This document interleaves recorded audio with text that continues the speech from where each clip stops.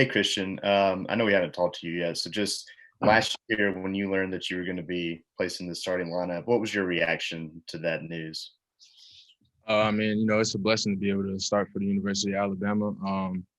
Each and every day, I went in with my teammates. We were all working, everybody working every single day, going upstairs to meet with coach to learn the plays, just doing what we can, doing what we're supposed to do. And, coach just felt like, he just gave me the opportunity that I deserved it. So, but I mean, that was last season. We're on to a new season right now. We're still in fall camp. We have a scrimmage left. So, everybody's working each and every day trying to get to that spot. Tony Sakalas. How much of a help has Dylan Moses been to you, not just this offseason, but last offseason as well? Well, Dylan, I've known Dylan since I was 6 years old. I've been growing up with him, running track, playing football. So, coming here to the University of Alabama with Dylan was a big help for me. He's really like a big brother to me. He's always helping me out, even though he got hurt. He was always on the sidelines, giving me tips, extra stuff just to help me out and make sure, I'm doing whatever I can to help the team. And, this year it's pretty big having him back out there. He's looking real well. He's a leader of our defense, so kind of gives everybody else a little bit of confidence as well. Go to James Ogletree.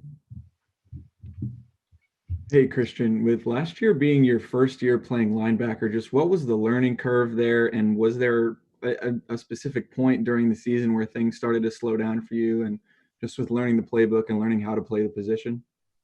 Transitioning from, the fact that I played cornerback and wide receiver in high school, it was in the beginning, the first couple of weeks, it was a little tough, just working on, pad level, having to read the whole defense, having to communicate a little bit more. But, Coach Golden is one of the best coaches in the country. He coached me up every single day. Like I said, I had Josh McMillan, Dylan Moses there to help me out each and every day. So, I had no choice but to get better every day. Plus with the offense that we have, I mean, you got Najee Harris, Trey Sanders, you got B-Rob. I mean, you have no choice but to come in and get better every day. So, it wasn't as hard as I thought it would be, but, I'm liking it a lot. Brett Hudson. Coach Golding talked a lot about the self-scout that the defense did over the offseason. What did you learn about yourself individually from that? What was something that came from studying yourselves in the offseason that you learned you need to improve? I would say, learning the plays coming in, May 27th in the summer. Only really had 2 months to really prepare before the season. And, so trying to understand the playbook a lot more, understanding not just my job, but everybody else's job, make sure everybody's lined up and adjusted. Communication. I feel like communication was one of the biggest things that I needed to work on. Now I think I worked on that a lot. I feel a lot more comfortable with the playbook. I can really just go out there and play football and not, think and be moving slow. I can just play football like I've always been doing. Michael Casagrande. I just wonder, what was it like going out there that first game against Duke last season, finding out you were probably going to be starting a few days before that? What was that moment like, and how did you respond? It was pretty amazing. Getting off the bus, traveling, and all of that, it was a new experience for me. I think I handled it pretty well. I think as a team, we handled the game pretty well.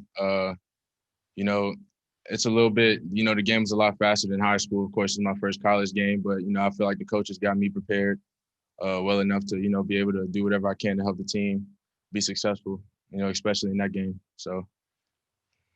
Okay, we'll go to Tyler Waldrop.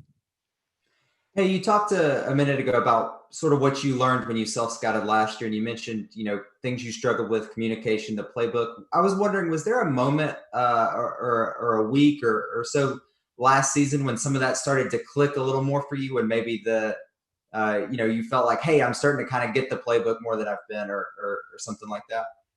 I would say each and every week, I felt like I was getting more and more comfortable with the playbook, with the speed of the game. Like I said, it was just a week-by-week thing. By the end of the season, of course, I felt most comfortable, because I had 12 games to prepare.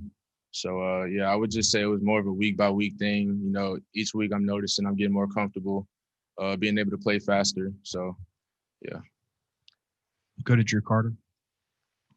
Hey, Christian, we've heard Coach Saban talk a little bit about how the defense last year wasn't really up to the Alabama standard, at least since he's been there. How often do you guys talk about that? And I guess how much do you want to get it back to where Saban wants it to be?